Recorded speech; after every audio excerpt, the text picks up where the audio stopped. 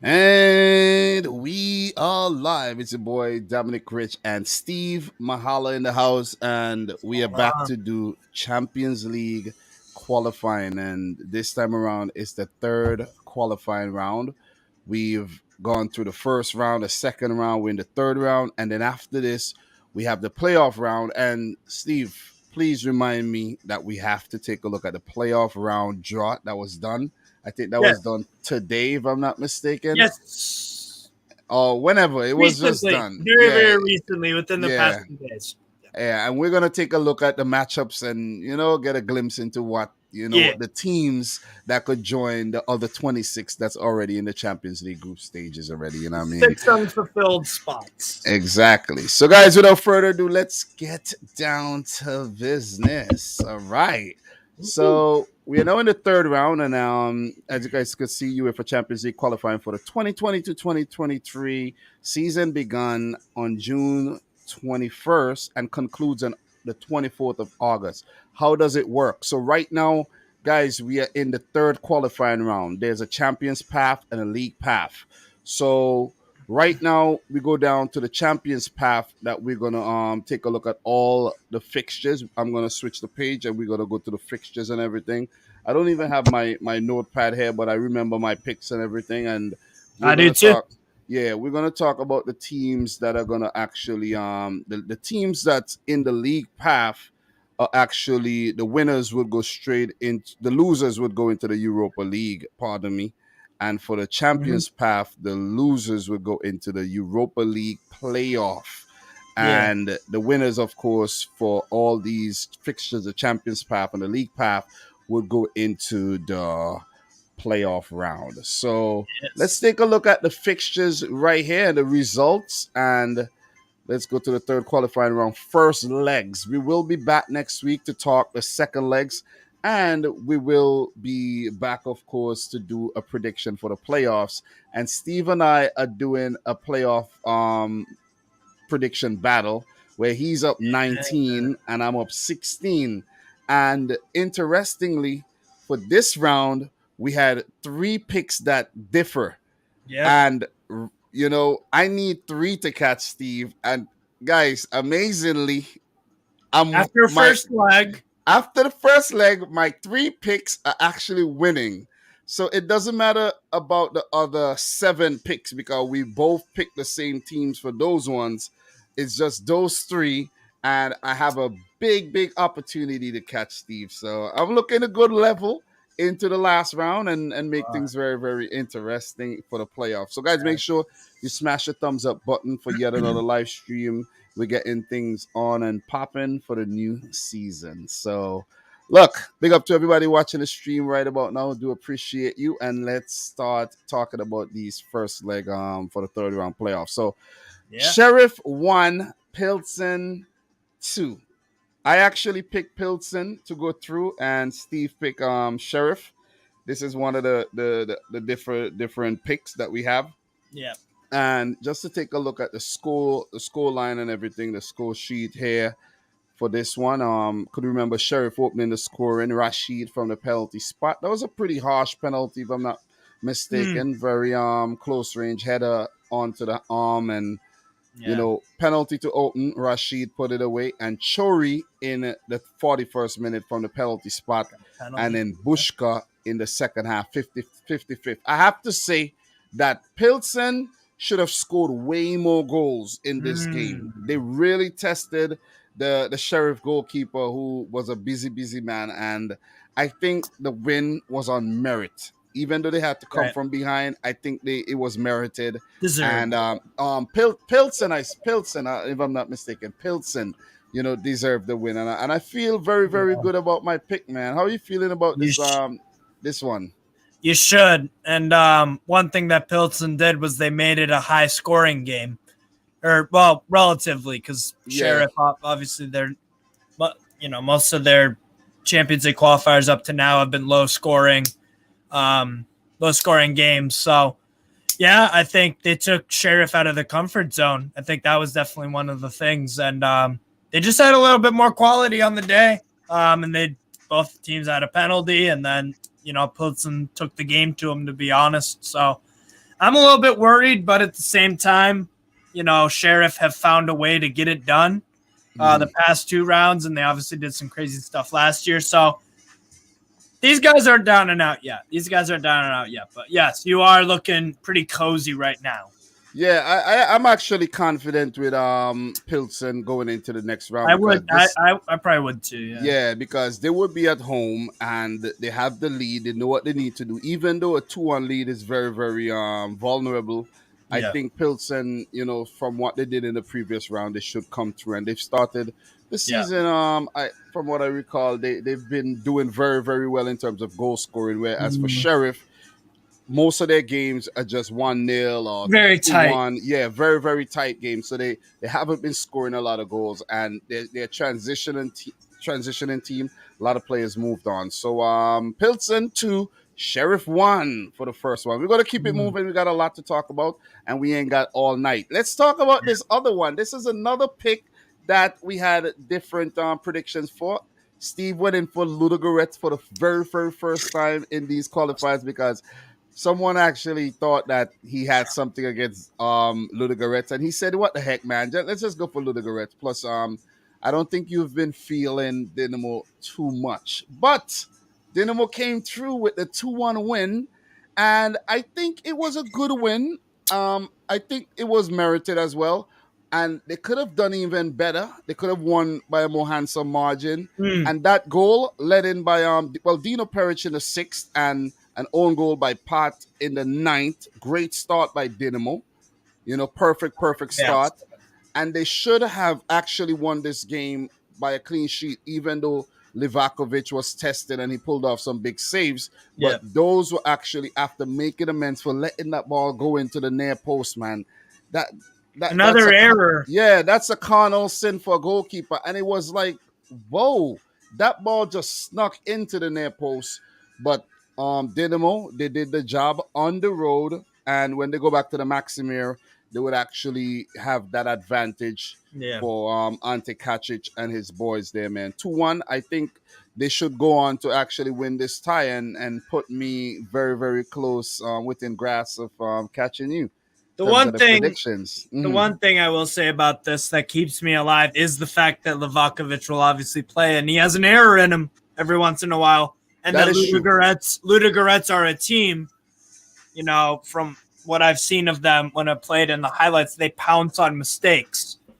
Yeah. So and they like a late goal. They like it. They scored 2 late goals against Shamrock Rovers to ice the tie and ice both games. So this is far from over, but again, I would feel pretty comfortable with you just because the 6th and 9th minute, I mean, that's you don't want to do that at home in a UCL qualifiers. But this is one where I feel kind of confident about just because I don't think when they go away from home that it will happen. I'm sure that, the coaching staff and all the guys will be like, all right, we can't give it away within 10 minutes, especially at home. So what I think will happen is Ludogorets will take it slow in the next game. They'll take it a bit slow, just keep the clean sheet, ride out the wave, and kind of the first 15 minutes when you're away from home are very crucial because that's when the crowd is the loudest and, that's when the atmosphere gets to you.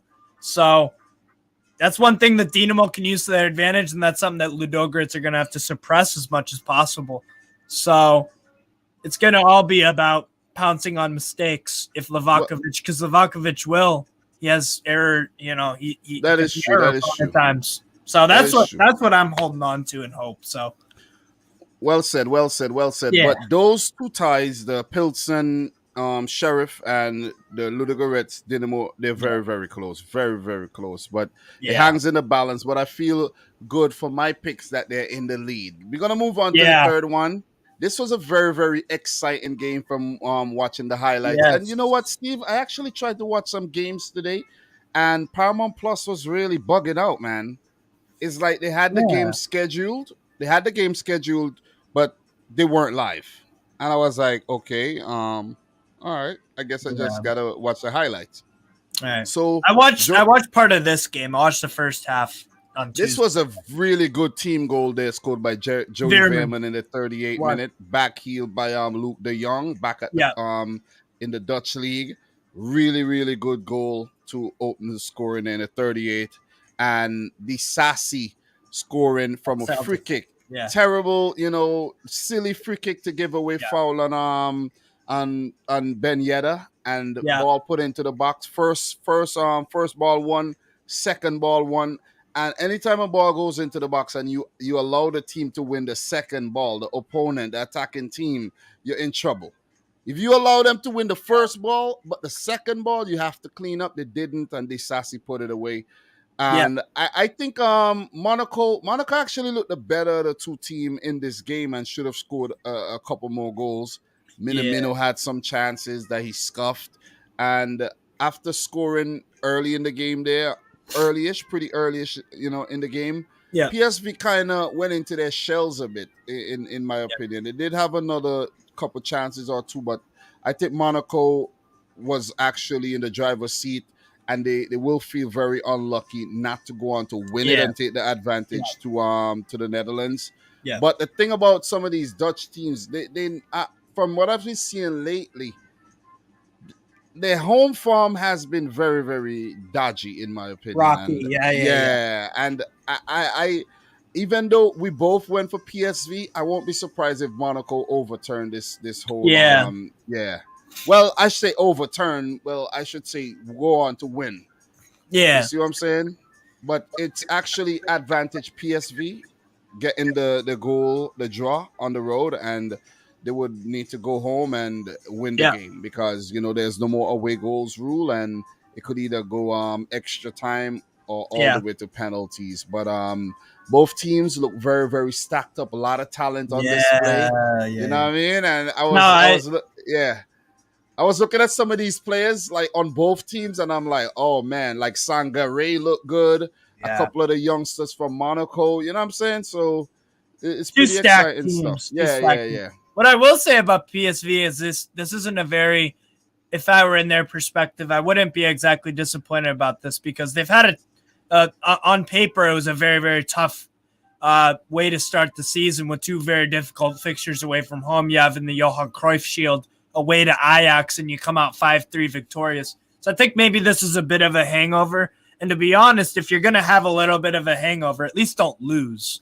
I just feel like in the first half, they were the much better side, and then the second half, they kind of dropped off. But I was still impressed with PSV a lot. I think Ruud van Nistelrooy's, they're coming up with something. They've got something special there in Eindhoven for sure. So, yeah, it's going to be an exciting second leg in Eindhoven. Great atmosphere and all that. So I'm looking forward to that game a lot. That's going to be a real good one. Well said, well said. We're going to keep it moving. We have a lot to talk about, and we're going to go into a shocker here, man. Royal Union Saint-Gilloise. I think something like that they say. You know what I mean? Or Galloway or some shit like that, man. Pardon me, but Galloway's a baseball player. No, I heard the guy said Galloway. Like Louise is like pronounced like Louis. Like Galloway, but if you're gonna pronounce it American ways, Royal Union Saint-Gilloise, what I mean, or Gilloise, something like that. But anyways, man, they defeated Rangers 2-0, and it was a damn good and well-deserved victory. First 10 minutes, that team is a different type of team, bro. They shocked me. I was. They really. I'm impressed. I am too. I'm impressed. I didn't know anybody on this team. I never seen any of the players' names in my life. And the way they went out there and they played, they should have scored more. They could have won by a more handsome margin. And Rangers didn't look good at all, man. They didn't look good at all. What Rangers did that continually pisses me off is that on the left-hand side of things where you've got Borna Barisic, he's defensively inept. Let's be real. I like Barisic a lot, but to be honest, we should have cashed in on our offer for Roma about 2 years ago where they were offering some silly money. And weren't Aston Villa interested in him too? Yeah, so we probably should have cashed in. Luckily, we did buy Ridvan Yilmaz from Besiktas, who's a very, very good left back defensively, which is kind of strange because a lot of fullbacks nowadays are very attacking wise. The thing is that really pisses me off is that number one, Saint-Gilloise wanted to win the game more simply. They 50-50s, second balls in the air, duels. They just wanted it more, straight up. Yeah. They wanted it more. They attacked our left-hand side a lot. The first goal is a problem again I have with Betis. All in the box. 27 minutes. Yeah, very, very well taken goal, by the way. You saw him look at that ball, and he moved his feet in a very, very precise way to get that strike off. And they could have scored more. Van Zyl, I think, had another chance blocked. They could have destroyed Rangers. Look. Forget the long talk. Forget the long talk, Steve. Right. Forget the long talk. I'm pissed off. That's all I'm gonna say. Forget the long talk. I have a question for you. Yeah. We both went for Rangers. Are Rangers gonna turn this tie around? No. This Saint-Gilloise team is extremely hard to break down too. So another question. Do you think that this team got what it takes? Let's go a little off topic a little bit there, and let's just let's talk about this team, because this team got promoted last season to the top tier Belgian football, right? League. Yeah, exactly. And they immediately was vying for the title, which is very, very, very amazing. It reminds you of a team like RB Leipzig and their rise. You see what I'm saying? Kaiserslautern were the last notable top 5 European team to get promoted. They did it at 97-98 where they won the title. They went a step further than Union, but they got promoted and then won the title the next year. Yeah. That's crazy. This team is insane. This team, I'd argue with anyone, try to find a European team that has a bigger rise. Possibly Bodo Glimt is in that argument where it's a rise. Bodo Glimt is another team. A meteoric rise. Bodo Glimt is Union definitely another team. is a team that is it is shot up in terms of that. The rise of them it's remarkable. What were you going to ask though about them? Sorry. Well, I was going to ask you, do you think that they could make the Champions League group stage? I think they will. And they won't finish bottom of it. I think this could be this Union Saint-Gilloise team is a very, very serious team. They're extremely hard to break down. Very resolute. It reminds me a lot of,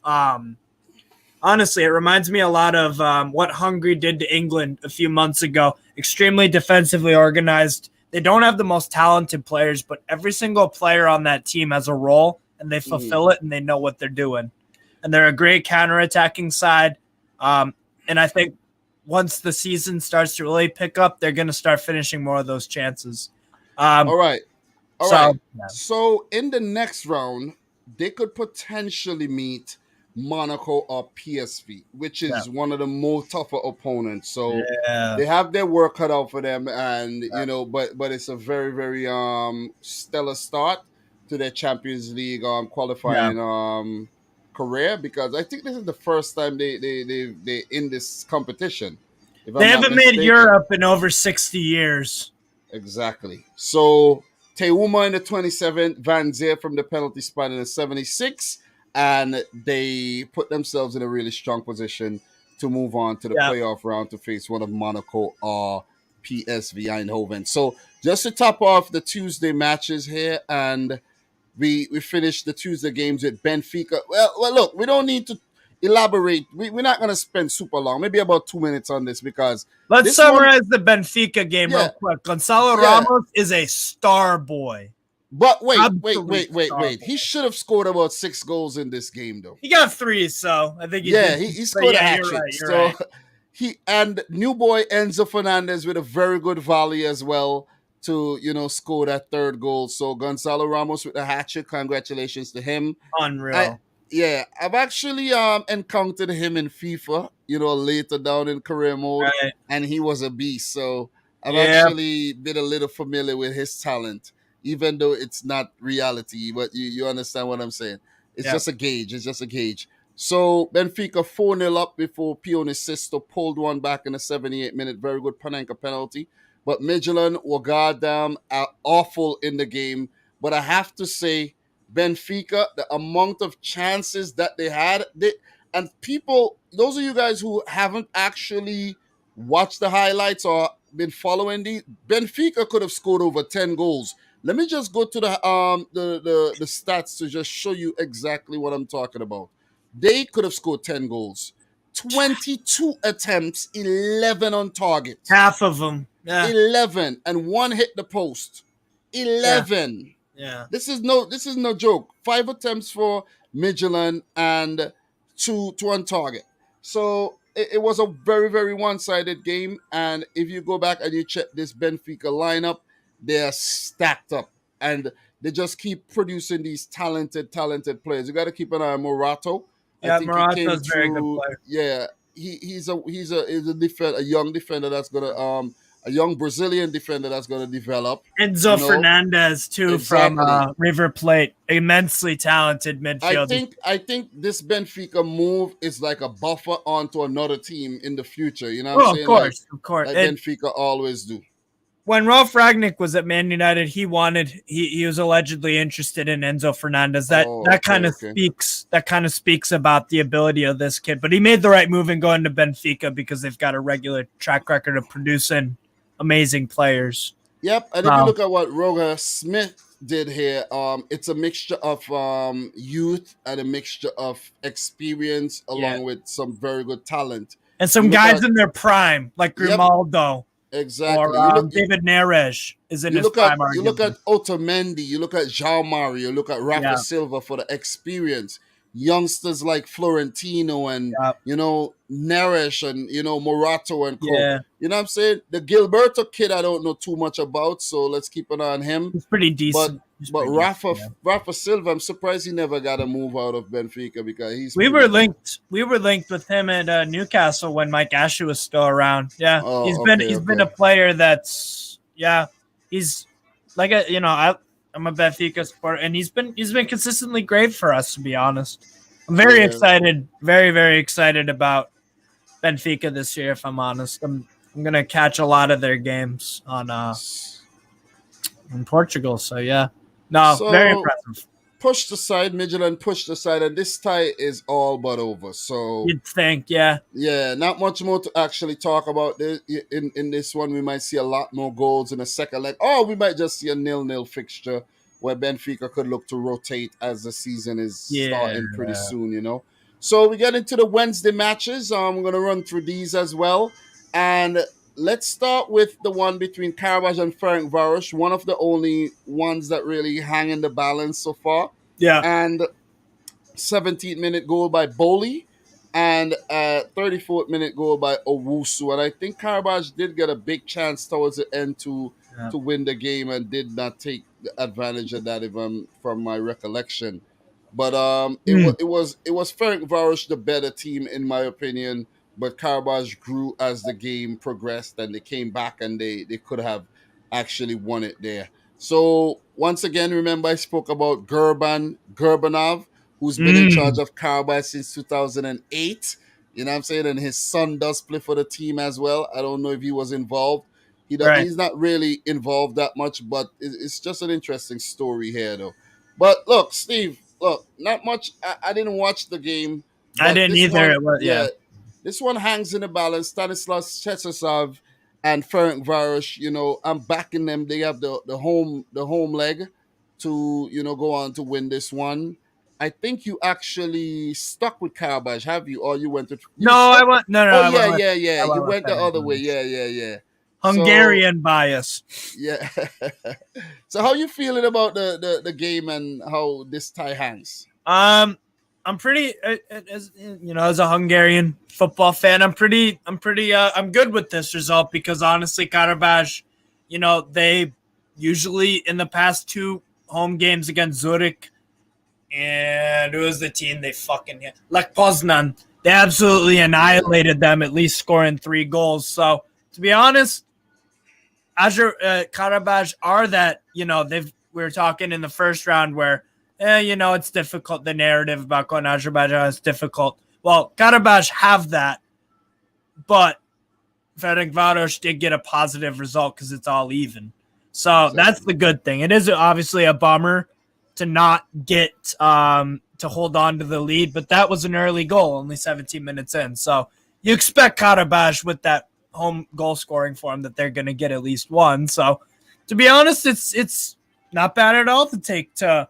The thing too, when people mention traveling to Azerbaijan, now the team from Azerbaijan do have to travel a long way, and not having won the first leg at home could become a problem. It goes both ways. You travel far, but then the opponent travels far. Yeah, exactly. So this one hangs in the balance, and this one could go any which way. Yes. But in terms of our prediction competition, it won't matter because we both pick Ferencváros, So this one, man, bro, we were kind of debating whether Bodo Glimt would blow Žalgiris away, and we said, nah, they'll win, but not by a big margin again. But these dudes have scored 13 goals in their last two Champions League qualifying games. Yeah. Veltnesen in the 33rd, Pellegrino in the 36th, Salvesen in the 58th, Hybretten in the 61st, and Espejord in the 93rd. And this is yet another game where this could have been about 12-0. Žalgiris did get a few chances, and goalkeeper came up with a few saves. But I'm telling you, let's check the stats again if you don't believe me. 15 total attempts. Let's get the attacking stats to know. 13 on target. I'm not joking around when I tell you these. It could have got really ugly, and it did get ugly, but it could have been another eight piece. It could have got very, very, very worse. But I'm afraid to say this tie is over. Žalgiris and their run, a Lithuanian outfit, their run to the Champions League group stages is over. They would now have to go into the Europa League playoff and see if they could, get there. And Steve, from my recollection, once you get to the third round of the Champions League, you're guaranteed some type of European football, right? You are. Yeah. Would they go down into the Europa Conference League eventually? Even if they lose, because think about it, we're at the third round, next round is playoffs. So Žalgiris will probably, barring something fucking crazy, they're gonna go into the UEFA Europa League playoff round. If they lose that, then they drop down to the Europa Conference League group stage. So Žalgiris, bare minimum, will be a UEFA Europa Conference League group stage team. Yep. So all the teams that's in the Champions League qualifying right now, I think they are in a good headspace, seeing that they will get some type of type of European football and some type of, consolation prize if they do not make the Champions League. Certain sides, though, will have different attitudes. For Žalgiris, they'll take whatever they can get. For Žalgiris, I think that's big. Yes, it's absolutely massive. Exactly. For Lithuanian football, it's usually a basketball nation. But if you're a Monaco or a Benfica, it's a disaster if you're in the Europa Conference League. But look at what Roma did.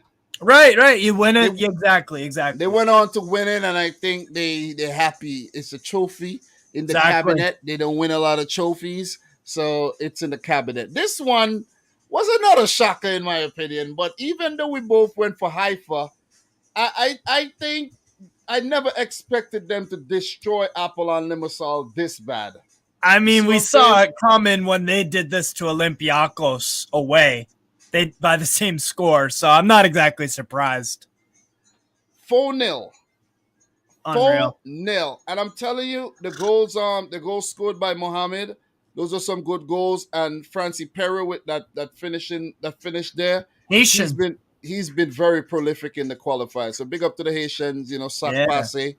Payburns in the 38th, own goal. Mohamed 54th, 62nd, and Perrault in the 79th. Maccabi Haifa, had their tails up, and they look very hungry to get into those Champions League, the Champions League group stage. Look, Dom.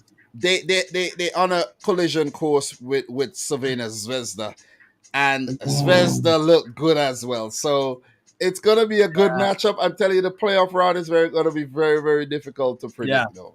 No, So, I just wanted to say I forgot to mention this when we're talking about Bodo Glimt. An interesting move that Union Saint-Gilloise have made. This connects Bodo and Union.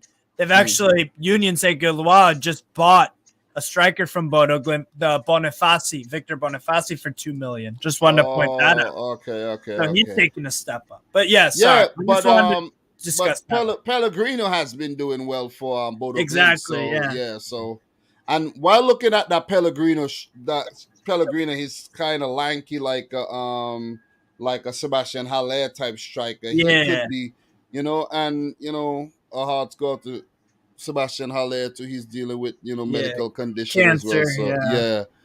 So testicular cancer, I think so. But the prognosis has been a bit positive. So they got the tumor removed, which is the big part. Yeah, hopefully all goes well with him. But so not to go too off topic here, but Haifa 4, Apollon 0. They did get a red card as well, and which makes things even more difficult to come back in the second leg. This tie is all but over. Yeah. So we go into the next one. We have 2 more left. We're gonna wrap things up. We're gonna land the plane. Kyiv 1, Sturm Graz 0. I feel good about this because I went with Kyiv. I went against them in the last round, but I chose to go with them in this round. I took Sturm Graz. But Sturm Graz was actually the better team in my opinion. From watching, they should have scored, but they missed some very, very good chances. Let's take a look at the stat, and you will see that should actually back up exactly what I'm saying right now when it comes to the opportunities. 10 opportunities, you know what I mean? They did have their chances. 4 on target. You see that? 12 opportunities for Kyiv, 1 on target, and that's that Qarabağ goal that went into the back of the net. I think Qarabağ scored in the last round as well. Which, he did. He has been very prolific. He did well at the Euros. I could remember him with a spectacular assist, I think. At the Euros for that, I think that was that goal not Yaremchuk. I think it was that Yaremchuk goal. He set up spectacularly. Right. So Qarabağ is a very serious talent. Yeah. Yep. Very prolific player for Kyiv there. And look, Kyiv, they got to be very careful going into the second leg because, as I said, Sturm Graz look good, and this one hanging the balance. They could turn this tie around. Sturm Graz just beat the best team in Austria, by the way. Salzburg at the weekend. I watched that game. They were phenomenal. They really were. They could turn it around. They could. We're gonna leave it right there with nothing more to say. Big up to my boy Mircea Lucescu. You know what I mean, doing the goddamn thing. 77 years old. You know what I mean. He could be my grandfather, of course. So big up to him. Yes. You gotta shout him out, man. He's still managing at 77. And the last one, we both picked Crvena Zvezda, former European champions. The last champions. It's over. The last champions before the format switched to the Champions League that we know today. But this one is done. It's over. Zvezda looked good. And Dejan Stankovic, he was happy on the sidelines. I'm telling you, these players you see these 2 players here, Bukhari and Kangwa, these are 2 serious talents, man. These guys are quick. Special. I'm telling you, these guys are quick. And during the prediction, I did mention these African players that all these teams have in their ranks. Yeah, they pick them up. All of these. Yeah. Yep. All of these teams that are in the qualifying, that those teams that you don't know too much about, they have these African players, these uncapped, and some of them capped African players, lesser known African players. Or Caribbean, to be fair, like Scoopy as the Jamaican. Yeah, but I'm focusing on the African players right now. They have been on fire. This Bukhari guy, that's a hat-trick, 29, 24, 44th, 70th, Kango in the 33rd, and Mitrovic in the 77th. They could have scored 10 as well. They should have scored 10, in my opinion. Yeah. Because they were on fire, I'm telling you. Yeah. They were on fire. Look, 8 chances here for Pyunik, the Armenian champs, 2 on target, but 14 attempts, 11 on target for Zvezda. and they could have actually completely flattened Pyunik. 5-0 is a battering, but it could have been Yeah. 8. It could have been 8 or 9. So this tie Yeah. is over as well. And Yeah. it's just a few of them that hang in the balance. What's your thoughts on this game before we land the plane here?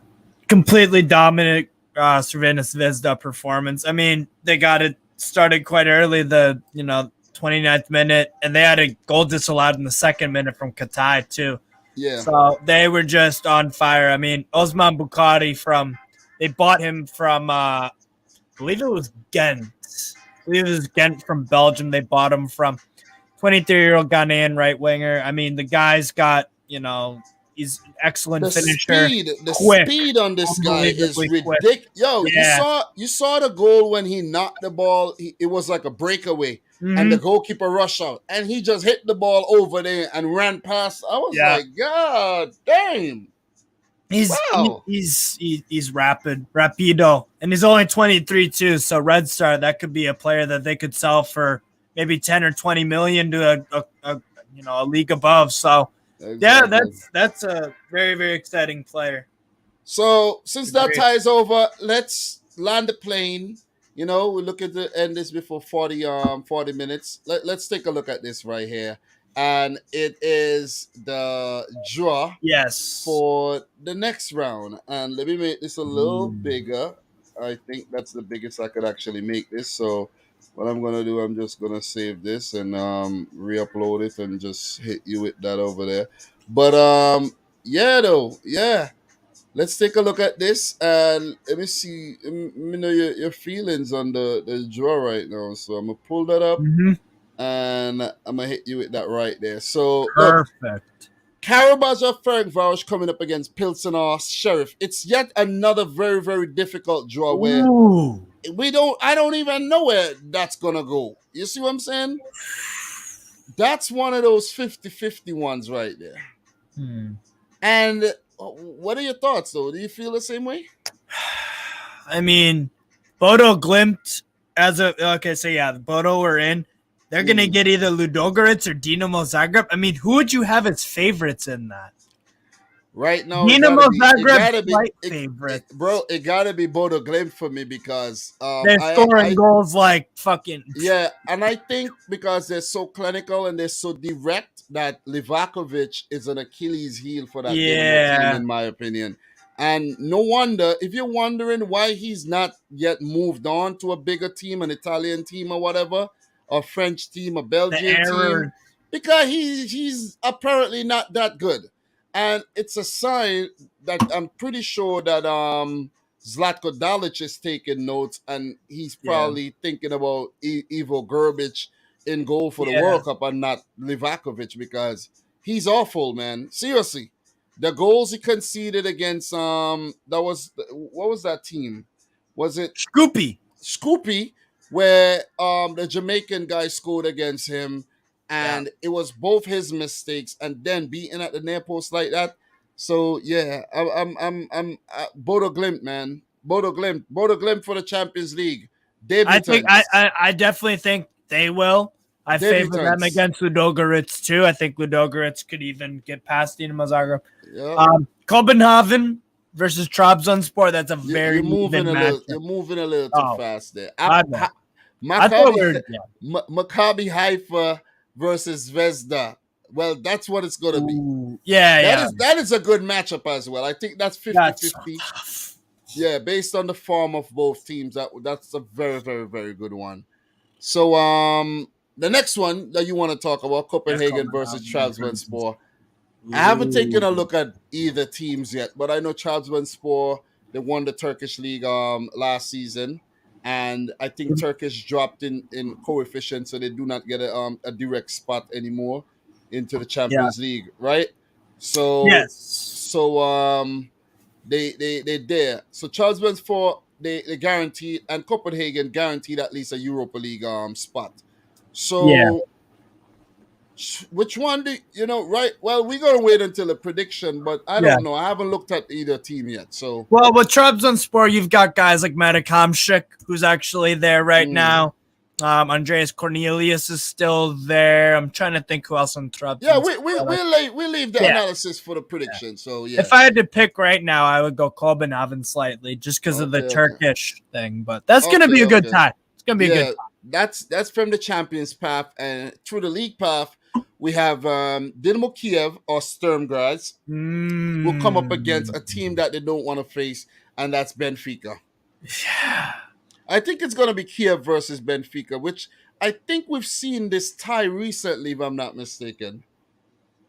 That looks very familiar. Like that happened recently. I might be wrong though. I might be wrong. Let me look it up. We're not gonna get it. We're not gonna get into that too much, but it's Benfica. They played in the group stage. You see, December 8th, 2021. You see. Last year. The Champions League, right? Last year, yeah. Exactly. You see, I knew this. I knew. It is familiar.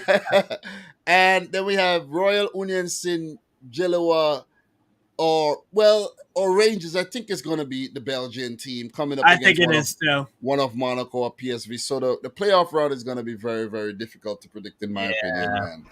It is going to be a rough one. You know what I'm saying? It's going to be a rough one. But I am definitely looking forward to it. I'm intrigued. And I know you are too. But it's late. I gotta go and pick up my wife from work, and I have my 3 kids. I got my 3 kids. I got one right here. So, in case anybody's wondering, man, I've been busy, and I'm looking to go live again tomorrow for my my Premier League Match Day 1 predictions, where usually I'm here for about 2 hours doing predictions. Not anymore, bro. I'm narrowing it down to 1 hour, 6 minutes per match or less. And if I could get it done under 1 hour, then I'm out, man. I'm out because you need a guy for that. Just let me know. That'd be fun. Yeah, I'm trying to do it myself because if I have a guy, then it draws it out. Double. You see what I'm saying? Yeah. You don't want to. You want to talk. But as a matter of fact, if you have time and you want to jump on, we could do that. Just like how we did it today. We just did 10 fixtures and we finished in 30 minutes. So you never know, you know what I mean? If you wanna jump on tomorrow, let me know because I'm gonna be live. So get your predictions ready. And if you wanna jump on, I'm looking to go live around 9:00. Okay. So you could jump on. That's good. But guys, man, we're trying to be consistent with this Champions League thing. Yeah. And I think we are very successful at that right now. And it's better to get it done, than to be perfect. We're not looking bless you. We're not looking for perfection at all. You know what I mean? You see how my little son We're here to inform you and entertain you. Yeah, we're not looking for perfection at all, man. You know what I'm saying? That's a little bit too much pressure. I don't want to put pressure on myself. Agreed. You know what I mean? I've done enough of that in the past, man. I've really done enough of that, and I think I got to a stage right now where I can chill. I still want to give you a top product, but at the same time, there's life. You know what I'm saying? Yeah, we're living in some difficult times, man. You know what I mean? So, Steve, thanks again, guys. You could catch him on Twitter at Stove Mahala.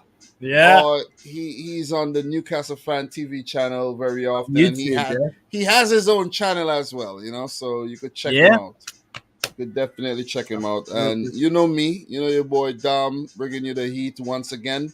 Champions League qualifying. I think we are one of the only people doing it, along with maybe AD. Big up to AD 744 as well. He said hi earlier. Big up to everybody who joined the live stream. Appreciate the love, the support. Like the video if you haven't yet done so. If you're watching a replay, thank you very much for tuning in to yet another one. All the best to the teams going into the second leg. And Steve, I hope you have a great night. I'm out. So, for your boy Dom and Steve, thanks for watching another one. Until next time, peace out. Rich Squad. Peace.